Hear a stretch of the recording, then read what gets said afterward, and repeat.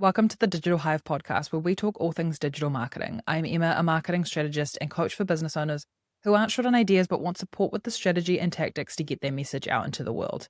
Today, I'm chatting with Joan Russell about change and how we can embrace it, take steps, and ride the wave as it all comes at us. Joan is the founder of the Leap Lounge, host of its podcast, and creator of the signature talk Get Cozy with Change, inspiring audiences to reframe fear, embrace identity shifts, and step boldly into their next chapter. Not all situations are the same, so this episode isn't about giving solutions to common problems. In marketing, there is always change, but we often want to make change with the content and interactions we're having. So this felt like a great conversation to have on the podcast. I hope this episode gives you some insights and ideas of how you can weather and work through change. Welcome to the podcast, Joan. It's so good to have you. Thank you, Emma. I'm so happy to be here. It's great to talk to you today. I'm super excited.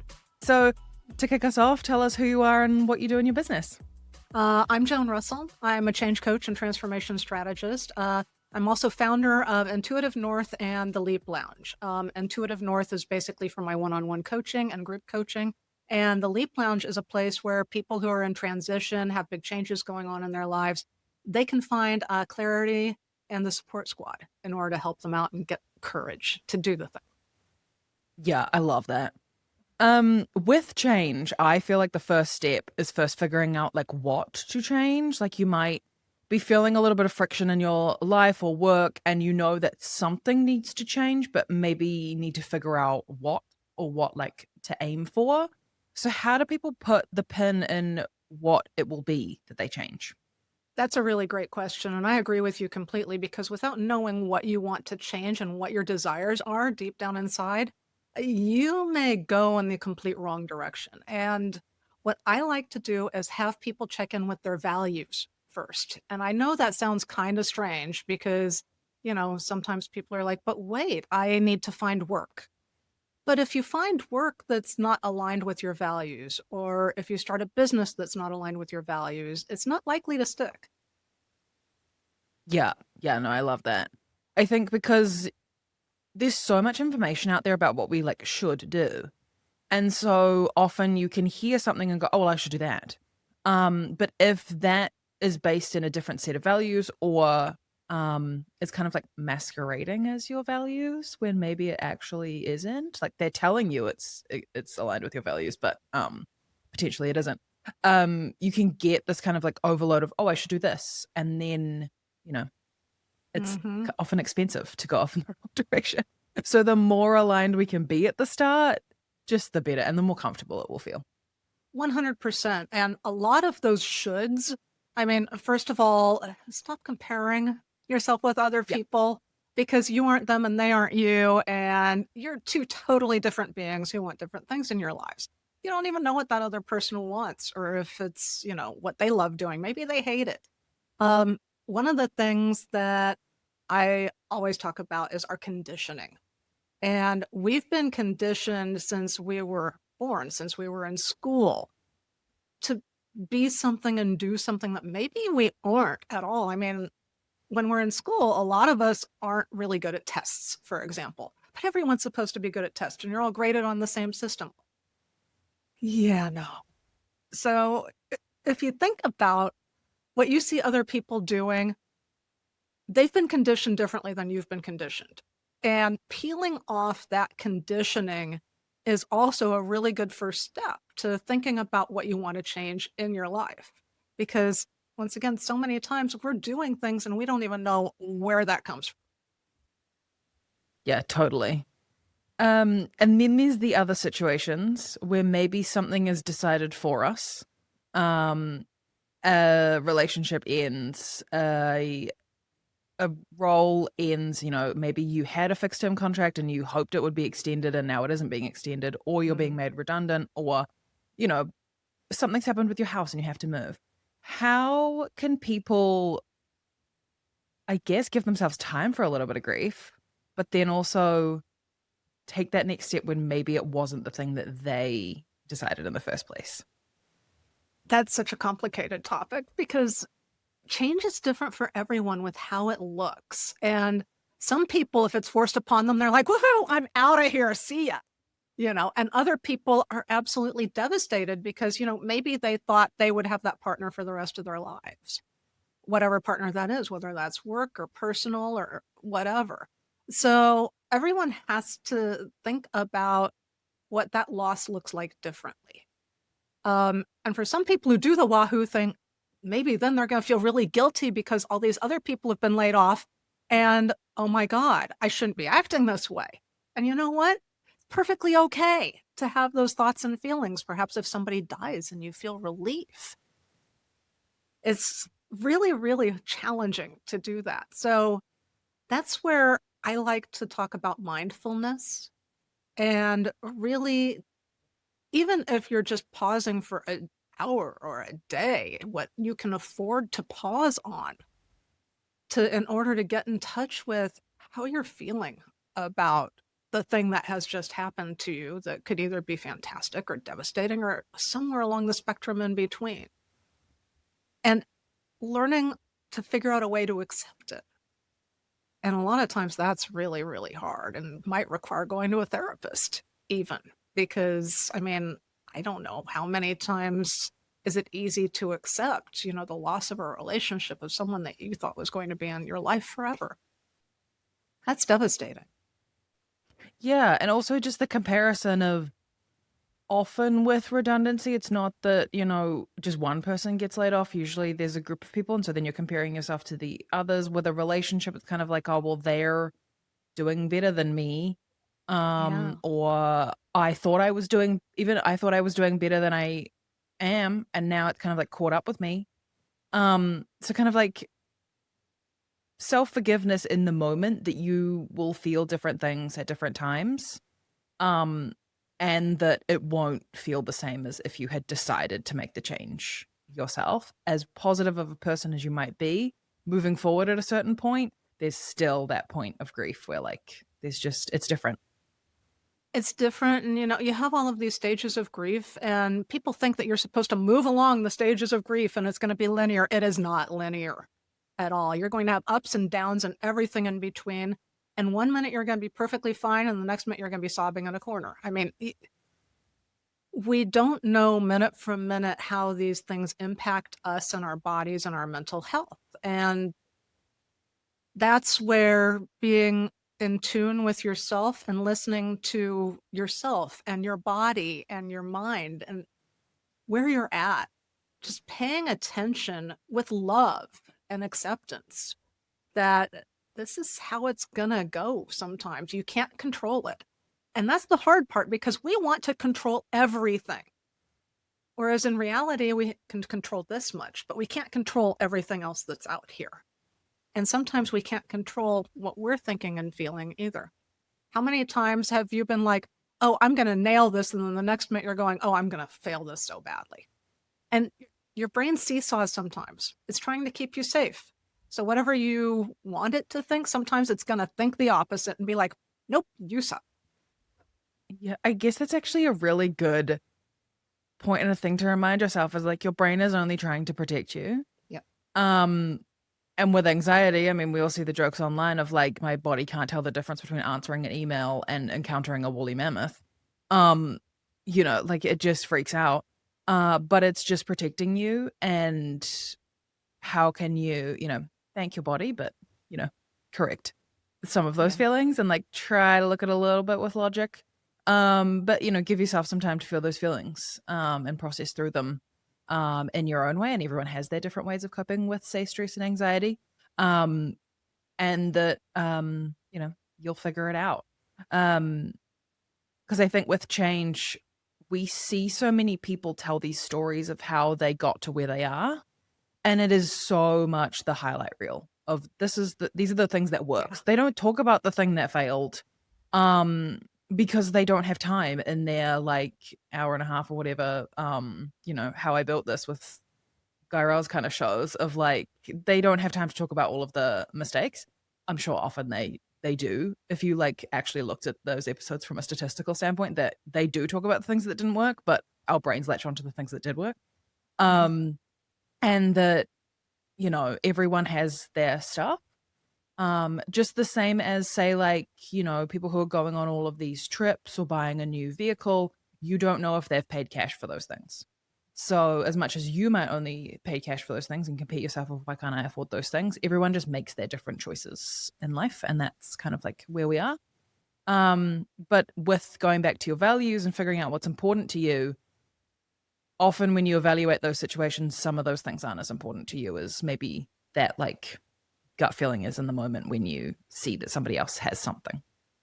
Absolutely. And you don't know who's got trust funds. I mean, Yeah, exactly. let's You don't know where face that it. money came from. Yeah. Yeah. Wouldn't that be awesome? However, I don't Yeah. have a trust fund. And a lot of times, not just with influencers, but people who are trying to sell you stuff. It's here are my 5 things that I did in order to become a 7-figure whatever I am. And that's a sales point. And if you aren't selling or marketing to somebody, then you're the one who's being marketed or sold to. They aren't your best friend. They aren't going to be calling you up and, on a Saturday saying, oh my God, this just happened, because you don't see any of this stuff. This is people who are showing, like you said, their highlight reel. This is their best stuff. So Yeah. take it all with a grain of salt and with a discerning mindset. Yeah, definitely. I think one of the things that was very informative for me as like in my early 20s was when I would learn how many of my friends had, they'd bought themselves a new car, like they'd upgraded their car, but they'd actually gotten a loan to do that. And so like the perception versus reality of that. There's also the potential that the reason that person can afford that thing is not necessarily a positive. Like sometimes it's not a trust fund, it's more of like an inheritance, and they would rather have had the person than the money. But this is where they're at. Um, and often like people don't like to talk about different things for very different reasons. So sometimes they don't want people to know that they have a trust fund because they don't want to know that the money was quote unquote handed to them, but also they don't want to talk about a loss that they've had. So kind of just like remaining neutral in your comparison of going, okay, so they've made different decisions to me and this is where I am. And if I want to get to where they are or where I think they are, these are some of the things I might need to do to like close that gap Mhm. that suit my situation. Because step one, get a trust fund, isn't really a possibility for most people. It's not. Those kind of It's things you're not. Come born into. on. Yeah, done. I mean, you You're can win the dashing my lottery at any time. expectations. Yeah, step one, win the lottery. Um, I mean, it could happen. Step But 2. we also don't want to wait. Yes, we don't want to wait till you win the lottery to do something. Uh, yes. Step two, don't spend all the money. Um, Oops. yeah, because we know that happens with a lot of people. Yeah. Yeah, so with even and talking about that money piece, failing fast and often can be one of those things that is okay if you have lots of money to burn and lots of time to burn. But if you don't, um, how can people kind of like reflect on finding the best option? Say they've got like 10 options of what they could do next. How can people look at what might be the best option? How do they weigh those up? That is a really great question. And it depends on your time horizon, I've found. Because if you don't, we're going to use the redundancies as the example here. If you don't have a money situation where you need to find something and fast, then you have more time to be able to iterate and discover and play and see what really appeals to you. And that's where tapping into your intuition comes in. But if you've got to find something fast, you just got to do it. And I'm just going to say, I'm sorry because it sucks having to just fly from one really challenging situation into another one, especially, I don't know how it is globally right now, but here in the United States, it's a really cruddy job market for a lot of people. So it's not an ideal situation to do that. And that's where that acceptance piece comes in again, all the way around. If you have more time to play with it and iterate and kind of discover where your interests lie and what you want to do, as opposed to what society thinks you need to do, that's another subject. But if you need to get back to work immediately, you need to get back to work immediately. Mm, Late stage yeah. capitalism, not my favorite thing. Yeah. Yes. Yeah, and I think that's a really good point for people, no matter where they are, no matter their scenario, is even if it is something that they are choosing, um, maybe that time horizon is a little bit longer, but also sometimes the friction feels like you need to make a change as soon as possible.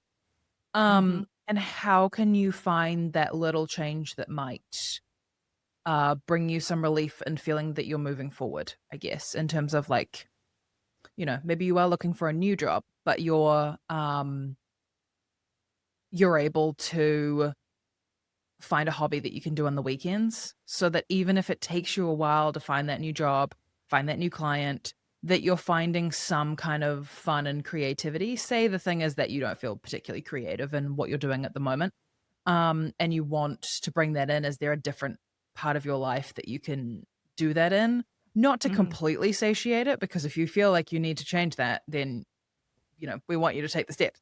But just something that makes it feel not quite so like, I have to quit this right now, or like I have to change my entire service model to do this right now. Like what smaller things can you do while putting in those steps for the things that will take a little bit longer? Whenever I'm looking at a marketing plan for someone, it's kind of like, how can we make a start on the things that will take a while? Like SEO just takes longer to work. It's quicker now than it was a few years ago, but it takes a little bit of time to like get it right. Whereas say like social media, you can try things a little bit quicker. Making changes to buttons on your website, like how people interact with things, can be a little bit quicker. Mhm. Um, in getting that same end result, like potentially wanting to get more clients on a discovery call. Um, but if you make some small little changes while also working on the bigger ones, um, it can help a little bit too, because you feel like you're getting that little, like, not quite the low hanging fruit scenario that we often think of in corporate, but like more the like small wins. And How do I you love get how that you little? said that with not the low-hanging fruit, because low-hanging fruit is kind of easy to pick and pull, but this is not so easy because this requires actually getting more in touch with yourself and mindfulness and really having a closer relationship with yourself, which you've probably shoved down all of your emotions, especially if you've been in corporate for a really long time and may not even be feeling them anymore in some cases. Or, something else may be hindering that, such as an addiction or something along those lines. So, trying to actually sit with yourself as a person and work through what your likes are, what your dislikes are, and doing it from a space of abundance as opposed to a place of scarcity. When you feel scarce, that's when you're grasping. And that's when you're actually looking for anything that you can get your hands on. But from a place of abundance, you're actually looking at what is actually in your sphere of influence and things that you can not only enjoy, but things that you love to do and people you love to do it with, or businesses you would love to work with, for example. So thinking of it instead of, I have to have this, and this would be really nice to work with. Thinking about your dreams and your wishes and your desires, because if you desire something, it's in your purview because it's something that's meant for you in some way, shape, or form. So it's a different way of looking at it, and it requires some time and some space to do that. So making some time, I like early in the morning, for example. Other people might like to do it after work, but earlier in the day is better because your brain isn't sitting there thinking about all the millions of things that you have to do that day. Having that quiet space, maybe with a cup of coffee, to just write down the things that you want in your life. Journaling and journal prompts. I know that sounds so trite, but honestly, when you hand write things out, stuff comes out that you don't even know is in your body. It's just a really interesting space to be in, that place of discovery and deciding where you want to go. It's going to be a really good time, actually. You may not think about it as a good time when you're starting to do it. You're like, oh, I have to do this. But once you start getting into it, it's when you go, oh, I had no idea. I'm actually really creative, for example, or I really enjoy that podcast. Maybe I want to do one. something along those lines. Look at things that influence you. Look at things you like. And look at things that, maybe you'd enjoy doing long term instead of short term. Yeah. No, I really like that.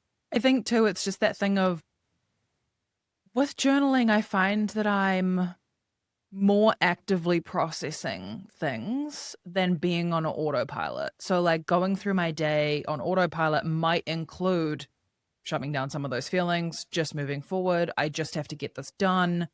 But when I pause, I can think of maybe different ways I would want to do something. Um, and also just slowing down to the point of like, okay, I have a discovery call today, rather than just reading what they've given me on the form and joining the call and kind of going through the motions. How can I, look at their website, look at their social media and see what I can pull out? Because it's not that only so that I can like have a better understanding of their business. Obviously, that's important, but I can ask them different questions because I'm more informed, because I've taken the potentially only 10 minutes to prepare for it. And so I'm just that little bit more, my brain is primed for it. And so I kind of feel the same way with journaling, is that I've either processed something from the day before, or I'm thinking about the way I want my day to go. I'm kind of like taking that slow moment so that I'm more like actively reflecting as I go through my week. Um, because I will often get to the end of the week and go like, oh, okay, so that, like summarize the entire week in like a feeling and then kind of move on. Um, Giving myself not only the time to process it, but also like the data points of the week of like, which days did I feel better? Which days did I, say, for example, that you're not enjoying your job or something like that? You're not enjoying the admin that you have to do for your business. But then looking at like, did you do something fun afterwards? And so like across the day was like net positive because you, I don't know, took your kids to the park or you went to a ceramics class or something. Um, because sometimes we do just have to do the things like every business needs your bookkeeping done. And if you can't outsource it, Yeah. then you're just going to have to do it. And maybe you can counteract that with something fun afterwards. Mhm. Because even if you outsource it, there's still a certain amount of stuff you have to like prepare for them. Um, some things aren't avoidable, I guess, if you want to change those things, but some things can be like counteracted by something like put some fun music on or like put a show on in the background, like one of those shows where like you've watched it before, you know the process. It always found fun, like sounds kind of weird when someone says that like they find SVU calming, because of course the topic of it is very much not calming. But what is calming for people is like the cycle. They know that by like the third ad break, they will have, figured out XYZ. Because 90% of those episodes, probably 98% of those episodes are solo episodes. They're not like a two-parter where they like leave you on a cliffhanger and it feels very like unsafe. You feel like Detective Benson's going to solve all of your problems. So if you have that on in the background, you may not actually have to like pay attention. But those kind of like small things, and then you can figure out like, did that make it more enjoyable or not? Like you just tried something. And that's obviously a very small example. But I'm sure there's things that people are thinking of as they listen to this of like, oh, I wish I didn't have to do XYZ. And what can you just little things. It doesn't have to be I never do this again is the solution. Um, but maybe just changing something slightly. Yeah, there's always something for me. It's admin and accounting. It's just, Yeah. It's like a universal feeling, I'm sure. I mean, literally, my mother is an accountant, so maybe it's not. For people who work in accounting, I hope it isn't. I have accountant friends Yeah. who love it. So Yeah. yeah, Yeah. and make fun of me. And they're just like, why do you hate it? You want to know where your money is. I'm like, yeah, but it's the whole process. It's not my zone of genius. No, yeah. And You there's know? also things of like, you may not like doing it for yourself, but you'll find doing it for others. Like, there's Yeah. certain marketing things that I don't feel anywhere near as much friction when I'm helping somebody else do it as if it was for me, because I'm then promoting myself. I'm sure there's a part of like doing somebody else's accounts that is Yeah, a little the bit interesting. visibility thing. Yes. I mean, doing it for somebody else, super easy. For yourself, how is it 10 times harder? That's a marketing Yep. question for you. I really want to know. I'm sure that's actually a psychology question. I feel like that is definitely Exactly. something It like that. is. Yeah. Also, if you work in an accounting firm, maybe you can go and ask someone if you get stuck versus like you get stuck in your house and you're like, oh no, I have to pay my accountant to answer this question for me. Um, so there's also those little things. Um, yeah, and I think, I mean, even part of that probably is something we could talk about is fear. Because Huge, that is one of the huge. things that holds us back, and maybe that is the psychology answer is fear, and that's why we don't like fear of being visible, That's the which we've talked base for about. everything. Yeah. That Yeah, is the base yeah. for So everything. yeah, so can you break that down for us, like how and why? This goes back to, once again, your brain is trying to keep you safe. This is caveman days. This is, you're in the cave, you're there with your family, you're happy, you're warm, you're in front of a fire, and a brontosaurus is outside. So you don't want to be kicked out of, you don't want to be kicked out of the cave. And that's what this is about, is it goes back to that. Um, as much as we love AI and everything that's happening today and all the rapid changes, our brain is still prehistoric. It's not made for any of this. It's not made for even picking up a telephone, which is one of the things that, when you were talking earlier about, sending an email is just as scary as jumping out of a plane in some cases because your brain reacts it to the same thing. Picking up a phone and actually calling somebody instead of just texting them. Texting them's easy, but actually getting on the phone, oh my God, I can't do that. You know, so fear is what all of this comes down to: prehistoric brain, modern life. And that makes it hard for you to be different from other people. And we are all different from one another. Each of us has our individual soul print, fingerprint, footprint on this world. Um, yeah. So figuring out what makes you unique and what you want to do with your life instead of what other people have said you should be, what other people have told you to be, like your parents, for example, or your lover. You know, what do you actually want to be is step one, is what do you want to do? And making a decision based off of that, with looking at your values, things like journaling, getting more present with yourself, starting to look at the world in a different way instead of as it's a scarcity world. There's no money out there. There's so much money out there. I mean, it's just, that's a scarcity mindset. So when you're thinking about it in a more abundant way, and you start thinking about what you really want to do with your life and you make a decision to do it, that's when you get and need to get into action after that. And that's where the fear comes in. Right there. Yeah, yeah. No, I think that's really interesting in terms of we all then compare to like, oh, well, so and so can stand out. But everyone is just wired that little bit differently. And also some people would rather get on the phone than like I know most people wouldn't. But some people can like would rather get on the phone than like potentially having the text be misconstrued. And so like everyone has their little things if maybe that isn't um the thing that people feel, but how can we start to move past that? Is it like telling a friend that you're going to do something so that they hold you accountable? Um, I don't know. That's kind of a big step right there, don't you think? I always think in terms of baby steps when it yeah, comes to it. Because baby steps still get you there from point A to point wherever you want to go. And baby steps, while they are also reasonably easy to abandon, at the same time, it's before you tell your friend that you're going to do this thing and make that scary big jump. It still is getting you in that direction to take action.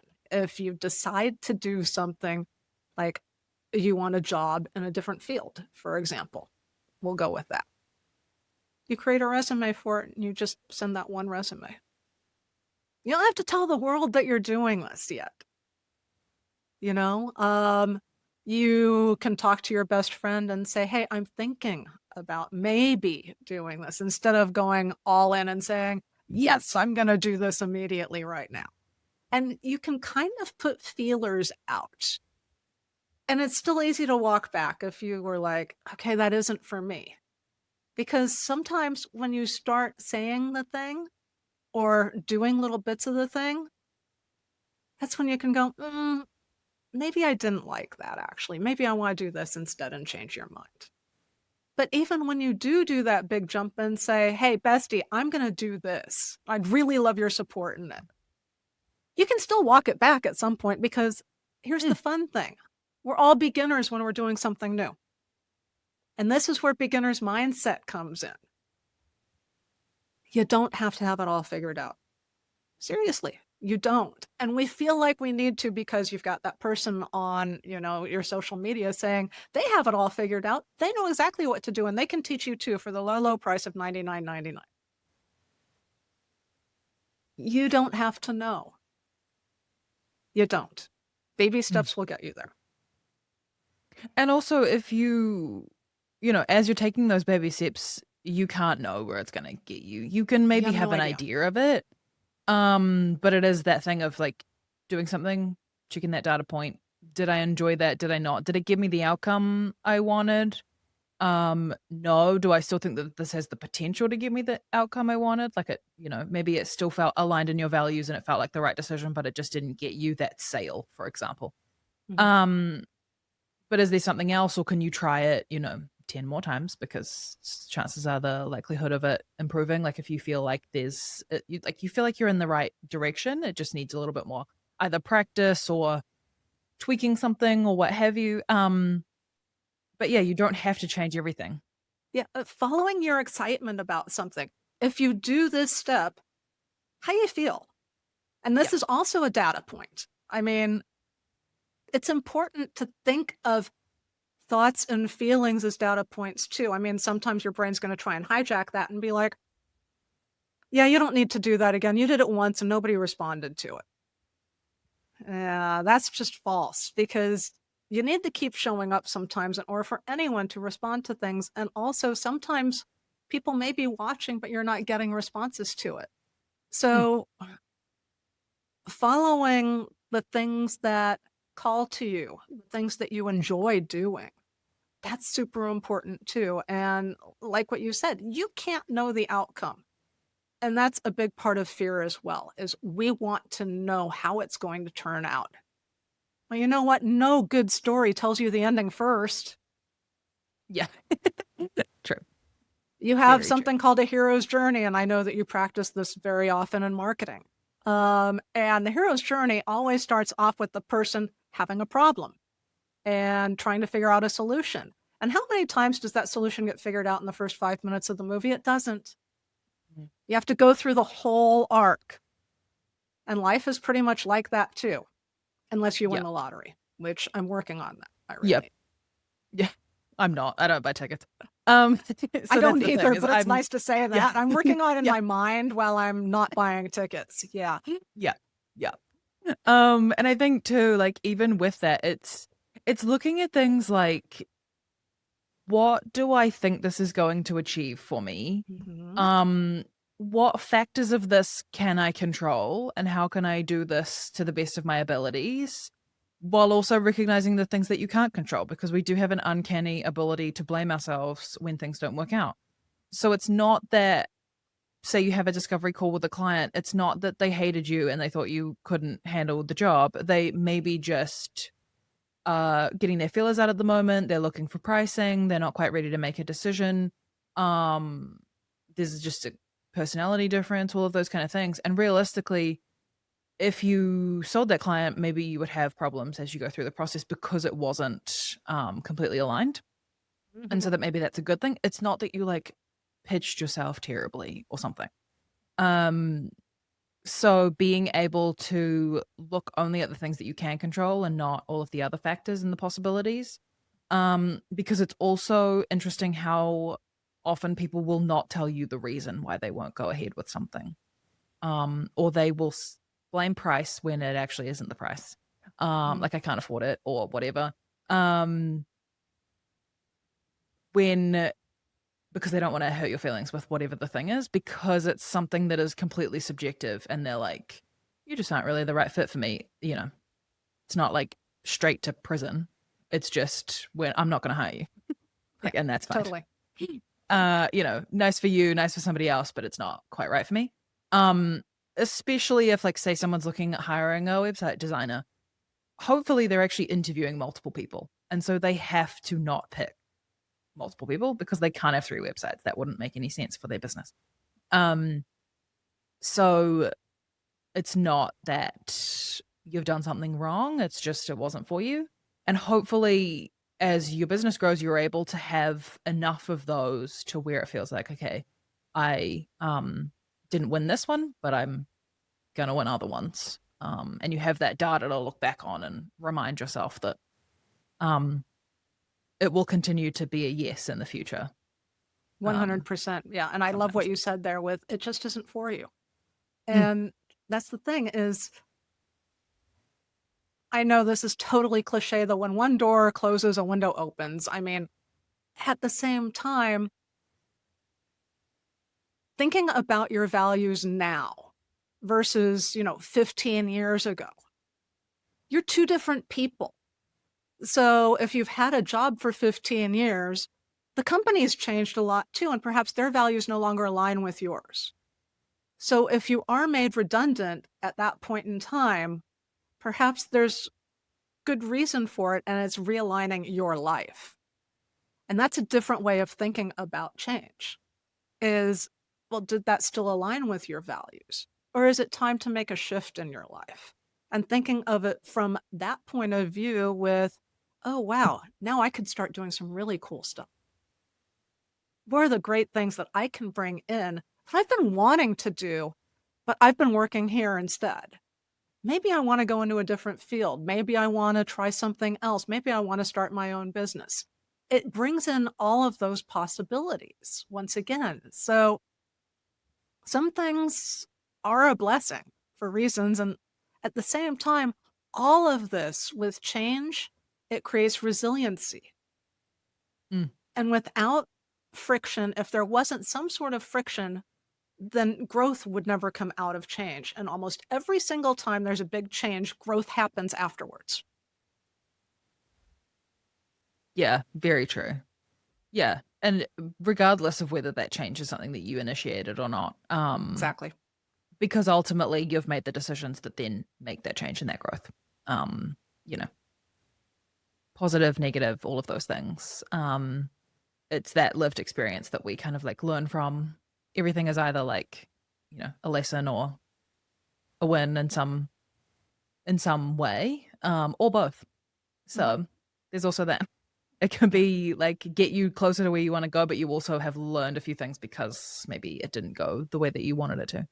Um, Or yeah, you've I learned a really like lot of that. things along the way, Yeah, because you've had to, once again, going back to that beginner's mindset. yeah, and some of that'll be what is working, and some of it'll be what isn't. Hmm. Um, yeah, and sometimes it can be as simple as like, oh, I'd like to broaden my client horizons. I'd like to start working with people in XYZ field, country, time zone, whatever. And how you can grow that. It's not like, oh, I want to work with these types of clients. I will now let go all of my clients that don't fit that and just start over again. It's how can you have a chat with someone from a different space? Can you connect with that? Often you're having that feeling because you've had that interaction. How can you like dive into that and see what happens? Um, because as you get further into that, you'll figure out if you like it, and if you don't, it's okay. Then you move on to the next. Hmm. Yeah, yeah, I like that. So how can we like look to the future and figure out where we want to be, what we want to do, like keep the momentum if maybe there isn't that thing that's forcing us to like say money. What I like to think of life as is kind of like a map, and you can design your life. So if, say, you want to go from point A to point C over here and stop at B in the middle, well, sometimes that journey is pretty straight. And you can say, okay, I know exactly what I want to do. I want to go to here and I want to go to here. And this is usually when you're, coming out of college and you know exactly what you want to do in your life and you have that career plan mapped out. But what happens when you're a little bit older and you don't have that mapped out career plan and things happen all of a sudden and, life happens and it just is what it is. Well, you still know that you still want to go some direction wherever it is on the map. So what you do is you want to aim for there. And it may not have a specific location that you want to be at. It's a generality. And you start going there and you just work your way towards it. You say, well, it's somebody else that I know in that area. Why don't I talk to them? That's one way of doing it. Or you kind of know from previous experience ways to get to that area. So you just work your way through it. And sometimes you wind up going from point A to point C automatically. But a lot of times you get a really nice trip along the way and you get to see all these different spots and you say, oh, well, I'm going to try this tactic. Well, that didn't work. Okay, let's go back and try this tactic and this tactic. And that's where the iterations come in. Because you always want to stay in action towards that direction that you want to go in. But sometimes your actions aren't going to be exactly right for what you desire or what your client's desires are. So working towards it and iterating and then going back and talking with people and having discovery sessions and talking with other people and then working your way towards it, staying constantly in action, working through your marketing, working through your advertising, what's bringing money in, having touch points along the way that are your data points that you're keeping track of on a monthly basis, for example. And eventually you wind up making it there. Now, sometimes it's going to be slower than other times. Sometimes you're going to be on a rocket ship and you're going to go really fast there. And then you might wind up having a nervous breakdown at the end because it happened too quickly and you weren't prepared for it. And then sometimes you go a little too slow and you run out of steam or funding, depending on which way you're looking at it. So you have to figure out other ways, such as a bridge job or something, in order to stay along that same job path, if it's an employment path. But sometimes you're going at a good pace and you get there and it's a lovely trip. And no matter what, you learn a lot along the way. Yeah. Yeah, I really like that. Because even, occasionally you'll like go along a little path. It isn't quite what you wanted and you'll double back to where you were. But ultimately you're still on that route to get there. And that you just like figure out new things about that map because, that cliff wasn't on the map. Yeah, sometimes you do get shoved off a cliff too and have to work your way back up a ravine. Yeah, it happens. Yeah. Yeah. Take a wrong turn. Yeah. Yeah. And I just like that from the sense of you can't expect everything to go your way. And as much as a lot of us are perfectionists, like it's impossible to do that if you're pushing boundaries and trying things that are new. 100%, things can be pretty, because you do need to push some boundaries sometimes. And when you are trying new things, it's not going to be perfect. It's going to be messy. And you want it to be messy because that's how you learn. If it's perfect, then, you're already an expert. What are you doing here? Yeah. And so in that thing, if it's predictable, are you pushing yourself far enough? And maybe you are because you're already where you wanted to be. And that's great. But yeah, as much as sometimes those quote unquote like failings, they're not comfortable to sit with, but they are part of the process. Yeah, no matter Absolutely how far part along of the that process. journey it is. Yeah. Yeah. Yeah. Yeah, perfect. Well, I feel like that's a good place for us to wrap up. Hopefully this has given people some thoughts about how they can approach different things and change different things and maybe given them some ideas as they're listening to us chat about like what in their life they might want to change. Maybe they're thinking of that certain thing that happened on Tuesday or whatever that they're like, oh yeah, I need to do something about that. So that's really great. So Joan, tell everyone where they can find you. You can find me on intuitivenorth.com and also on theleaplounge.com. I also have an offer for listeners today, and that is for a free clarity session. So information will be in the show notes on that. But if you are looking to make a change in your life and trying to figure out what's next, which is basically what we just talked about here throughout this entire podcast. Thanks, Emma. Um, come see me. Let's have some fun figuring it out together. Yeah, totally. And also, since you are here listening to a podcast, you're probably a podcast person, so you should definitely go and check out Joan's podcast with the Leap Lounge as well. Thank you. Mm. Almost forgot to plug that. It's important, but I want people to like find it rather than like stumble upon it. You really should just go straight there and follow the show. It's really great. I have had a listen and it is fantastic. But thanks for joining me today, Joan. It's been really good. Thanks so much for having me. I always enjoy our conversations. Thank you for joining me for this episode of the Digital Hive podcast. You can find links to Joan in the show notes, as well as details on how to book that clarity session. If you're enjoying the podcast, I'd truly appreciate it if you could share it with a friend or on Instagram and tag me at Honeypot Digital. To find out more about Honeypot Digital and the marketing strategy and coaching work I do, or to find more marketing resources, head to honeypotdigital.com.